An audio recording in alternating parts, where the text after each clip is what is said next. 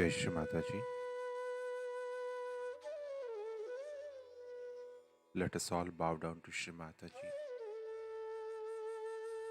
Raise our Mother Kundalini and put Bandhan.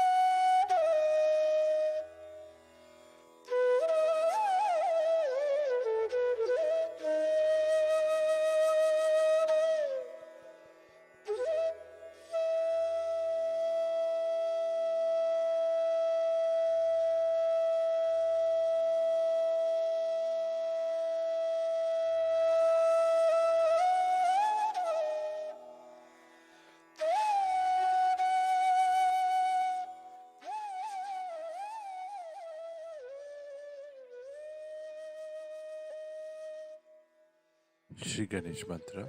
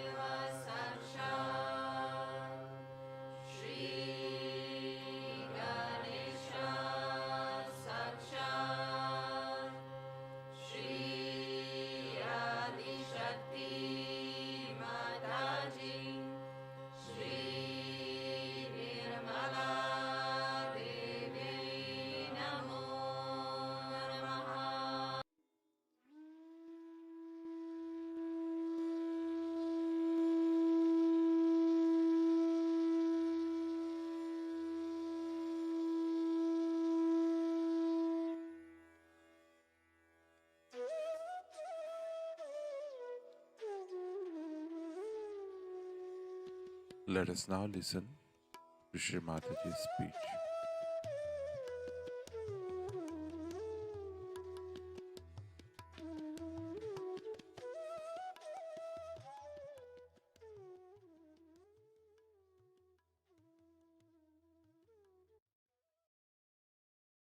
Kali Puja. Now we must understand the Mahakali is in totality is the reflection of Adishakti in totality. Or we can call it that Adishakti is in charge. She is managing all these three powers, but her manifestation in totality is Mahakali, in the sense that it is the desire of God Almighty. So first, she is Adi Shakti, in charge of all the three powers. And that's why we can say that when she is in a potential stage, she is Mahakali. And then she divides herself into two other forces as Mahasaraswati and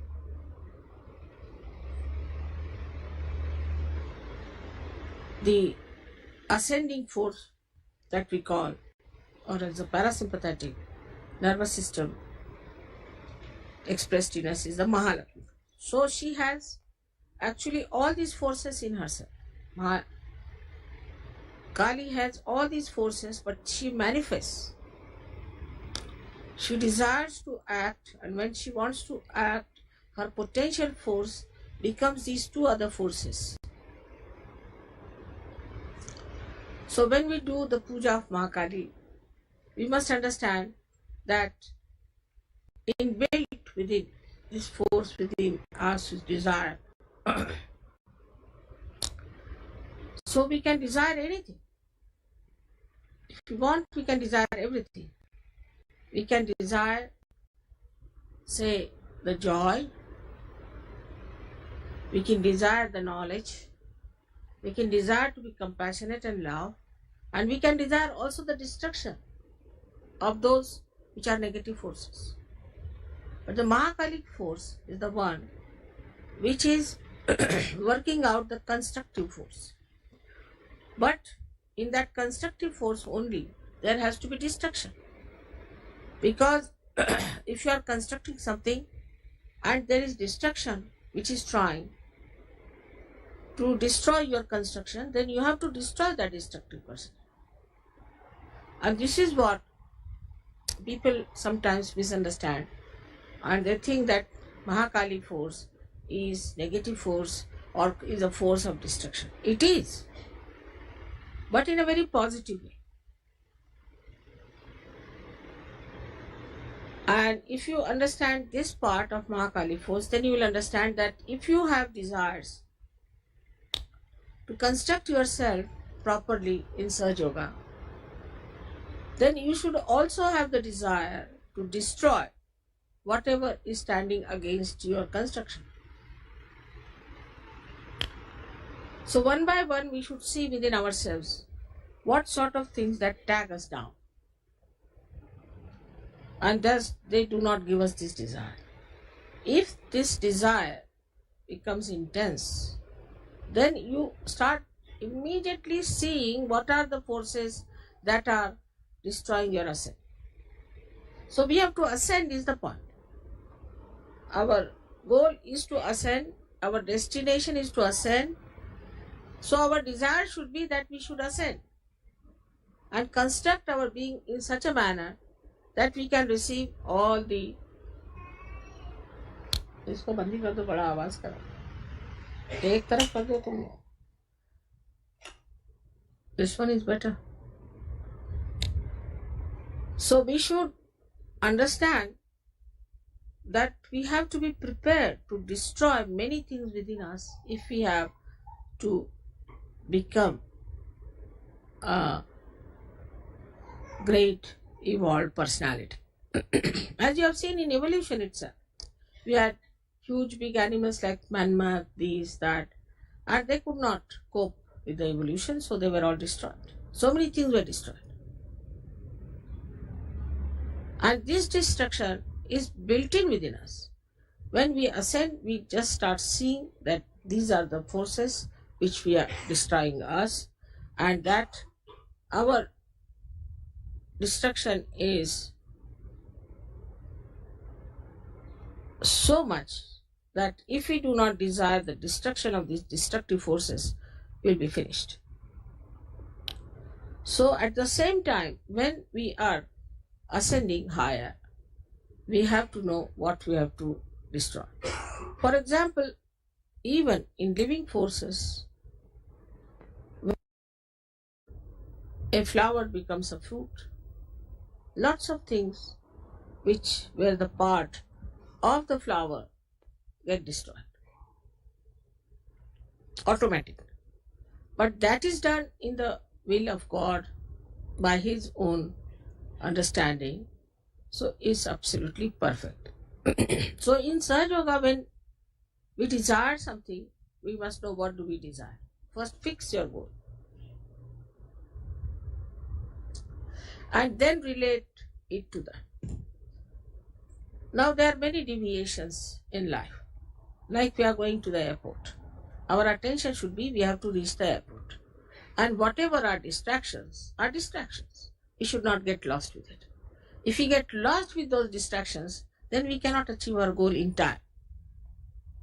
So one has to understand, first of all, that our goal is to ascend, and for that, the distractions are on our way because of ourselves, because of ignorance, because of darkness, because the light is not so much. The first destroying factor that is within us is the Sri Ganesha's power. And this Sri Ganesha is the power of Mahakali. She first planted Sri Ganesh to emit holiness on this earth. So the whole thing could be vibrated. And as you know, one aspect of Sri Ganesh is also Omkar, means this vibratory awareness which flows everywhere. So these vibrations have 4 sides in it. One is that these vibrations establish holiness, auspiciousness through Mahakali. Then these same vibrations also comfort us through Mahakali. Vibrations do not give you desires as such, if you see. They do not give you desires, but they give you proof of your desires being fulfilled. Supposing you want somebody to be cured, this is your desire, and you give vibrations to that person, so it's a means. So it is also the action part which is there in those vibrations. But this action also comes from desire. If you don't have desire, you won't act. So the desire is so important even to establish your own path, to establish your forward march. If your desire is poor, if you are half-hearted, you can't work it out. Half-hearted people cannot achieve anything in surgery. It's not meant for half-hearted people. It's meant for people who are brave, who have intense desire, who are intelligent, and who are auspicious. But in case you do not have intense desire, then the pure desire doesn't work and you do not get your realization. Also, after getting realization, unless and until you have desire to ascend, very strong, intense desire to ascend, you cannot ascend. So for all Sahaja Yogis, it is necessary to first of all, early in the morning, while taking the name of Ganesha, must say, what is my desire? This is my goal. This is what it is. All activity must be surrendered for this goal. So now, how our desires are curbed? First of all, through conditionings. We have certain conditionings. After Sahaja Yoga, people become very affectionate. So immediately, even if in the West, where the family is not so important, children not so important, selfishness is there. People think about themselves only. They cannot think of others. even in those countries, it starts developing a kind of another cocoon of myness. My child, my house, my home, my family. Then the attention starts working on that. You become half-hearted towards your ascent because you are ascending in a way, so-called, and also you are spreading out.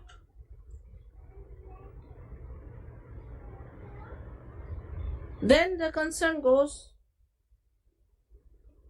to other conditionings we have.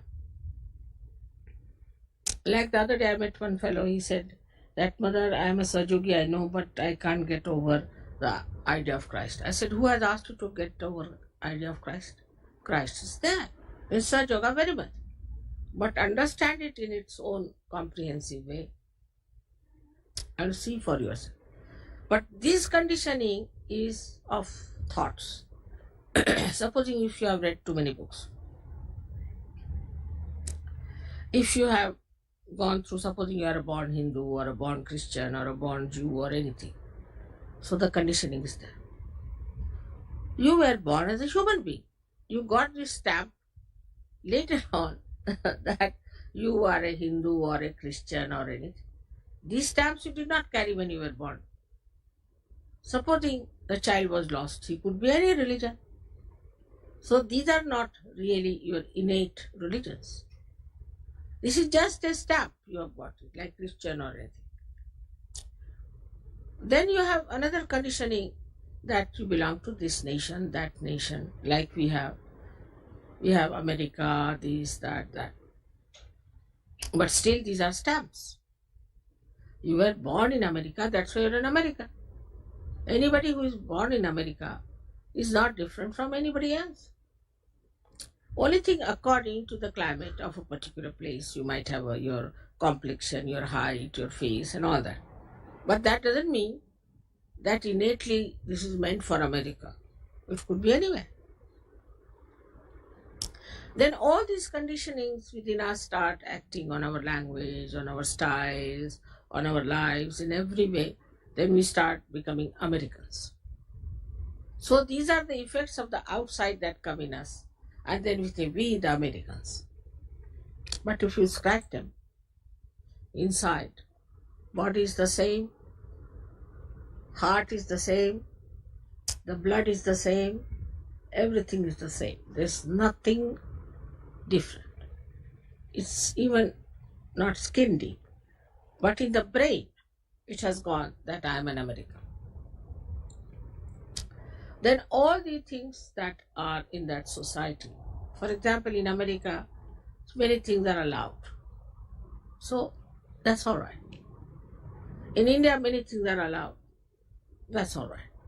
Like that, we start accepting the society, the norms of the society, and the conditioning starts. But with all that, this desire is there, the pure desire to ascend. I think you put these lights little ahead because there's a paper there, and with my force, the light is going behind. No, not that one, please. Because they're facing that fan. You could bring them down here.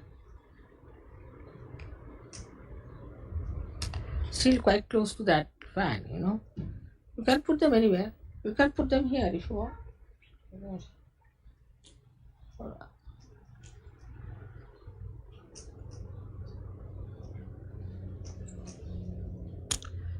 You see, because the air is blowing that way and they are all going that way.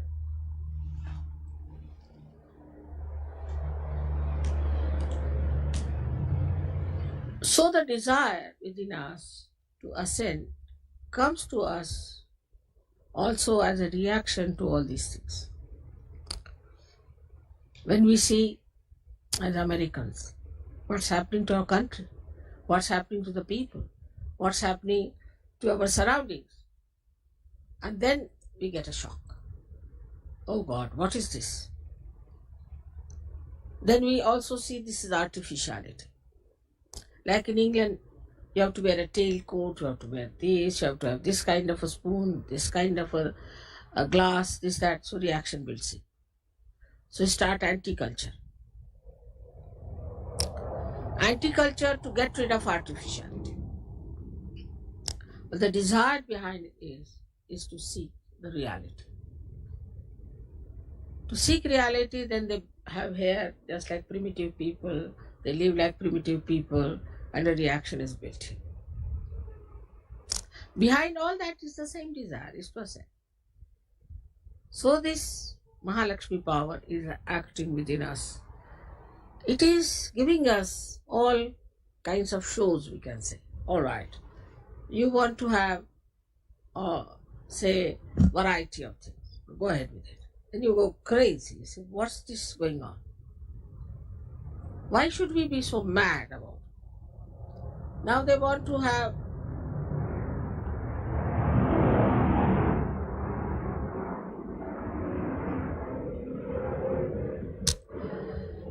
you want to have, say, your children, your home, your houses. Then you just get fed up with it. Because children become arrogant, they become horrid, they trouble you. Then you say, oh God, I'll never have any children anymore. Then you have wives, and you find wives horrible and husbands horrible. Then you divorce. You go on divorcing, and then you find it's useless. Doesn't work out. Nothing seems to work out. You feel so frustrated. And that action and reaction works on your desires. So your desires go on changing. Especially when we are wanting to be affluent. People become affluent and then they find the problems of affluence. So a reaction is built in. Those who witness those problems of the rich, they don't want to be that rich. Nothing doing. So in every way, the desire to achieve things works out. Like some people want to have power, they go into politics, fight it, get it done, and done forever. So, lives after lives, it goes on. Then you are born in modern times.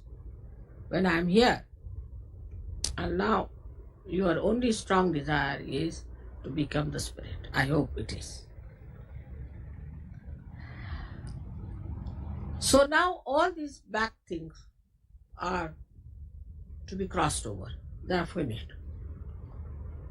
Now what should we do for our realization? What action we should take? The first action is to develop your Mahakali power. By one power, you destroy all that is nonsensical.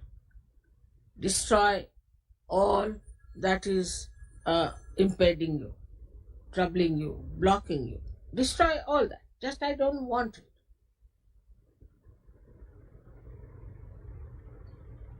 Because I've seen Sahajogis suddenly go off.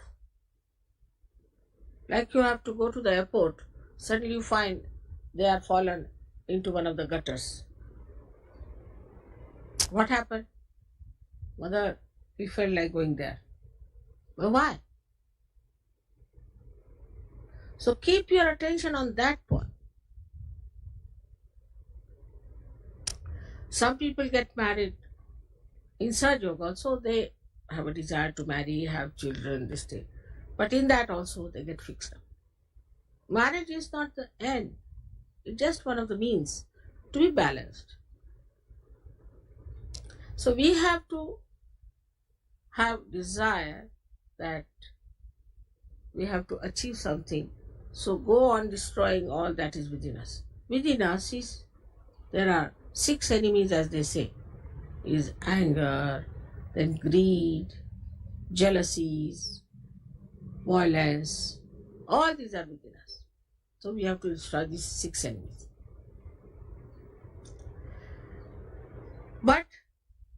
what's the power of a Mahakali is that she destroys all the enemies that stand in your way. All the Rakshasas, all the devils, all the negative forces she tries to destroy so that your path should be alright. But while she is destroying all of them, if you are sticking on to them, what can she do? So your desire should be pure, and that you should say that all right, we want to achieve that, and she is working it out for you. This is the first thing, her job. Then the second job is that she comforts you. She gives you comforts of every kind. The first comfort she gives you is of your body. Your body becomes comfortable. Means all your diseases and all your troubles are destroyed. You find that your body becomes healthy, you feel younger, you get energy, and you can work out your realization. This is the first thing she does for you, is to give you comfort. Then she also gives you comfort of the spirit, so that you do not ask for artificial comforts. You can live anywhere. You can live in a jungle, you are comfortable. If you live in the most busiest place, you are comfortable. So you are comfortable everywhere, and that sort of a comfort she can establish within you. Then the highest of all her boon is that she gives you the joy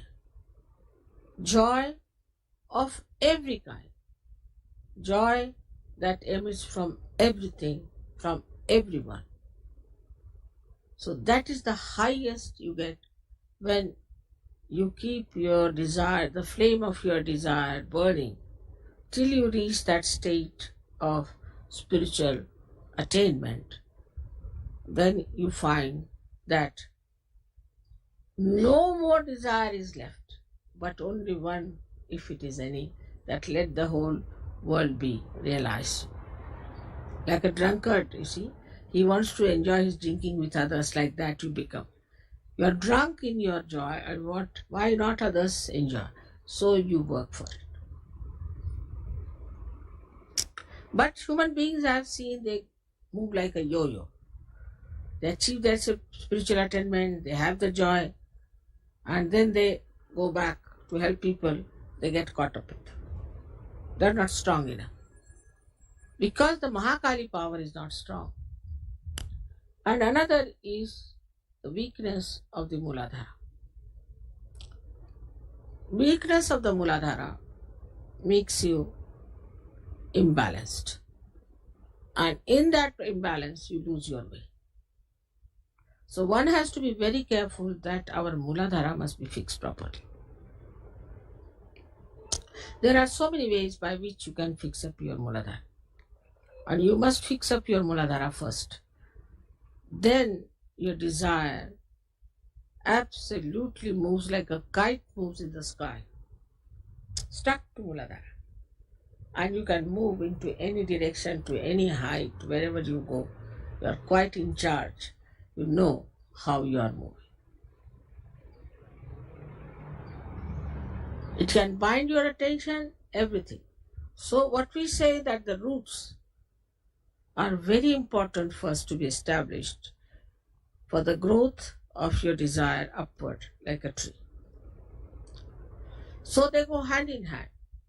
Mahakali power and Ganesha's power go hand in hand because that's the foundation. If it is based on that foundation, desires go much stronger and effective, and they do not deviate. Every sort of desire is fulfilled till you reach that state where there's no other desire left but to enjoy. You just enjoy without any desire. Desirelessly you enjoy. And that state is to be enjoyed. Just to be enjoyed. What is there to talk about it? What is there to say about it? You just are lost in the ocean of enjoyment. And that should happen everywhere. And that's what your question. So now I hope you have 108 names of Mahakali. And if you have the 108 names of Mahakali, you will see one by one that her these stages of her working out for you, how manifest that you can see in those names. So now first we'll have one Atharvashish, and then we can have these 108 names. Come.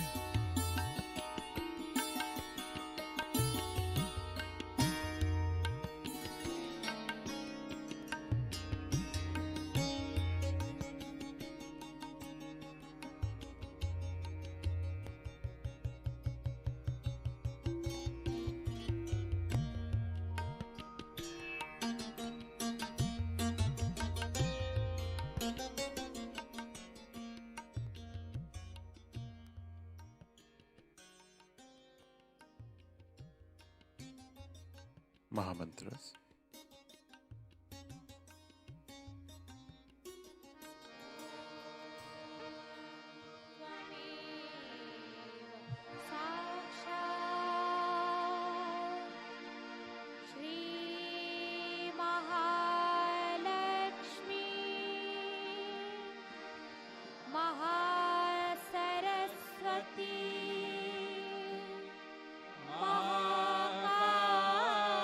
Mahakali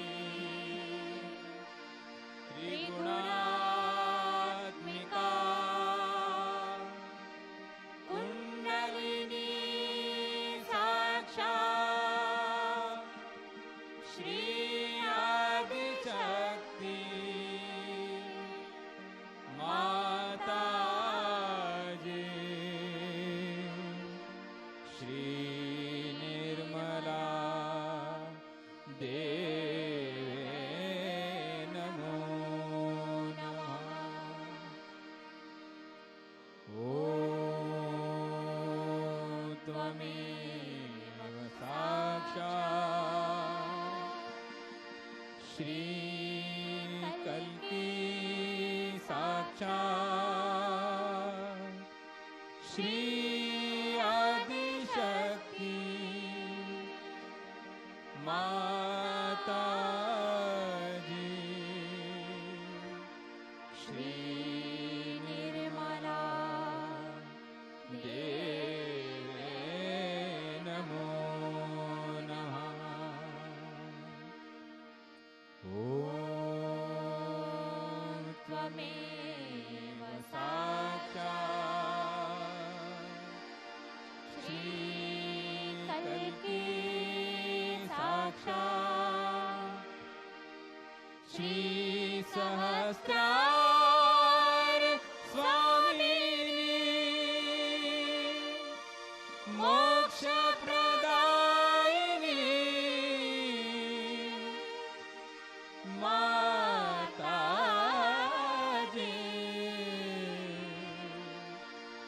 Shri Nirmala देवे नमो नमः।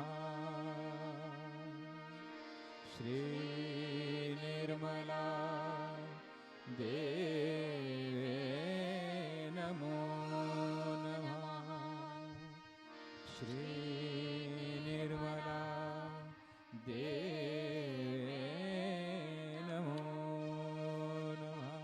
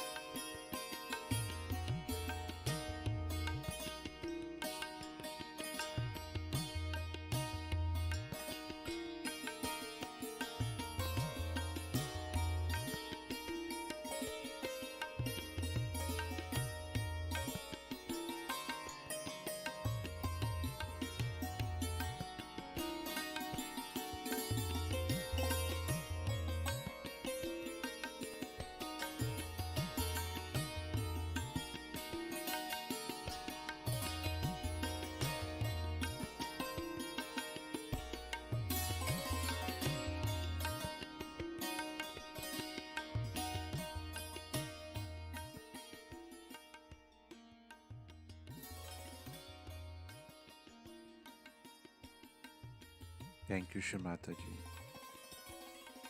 for this beautiful meditation.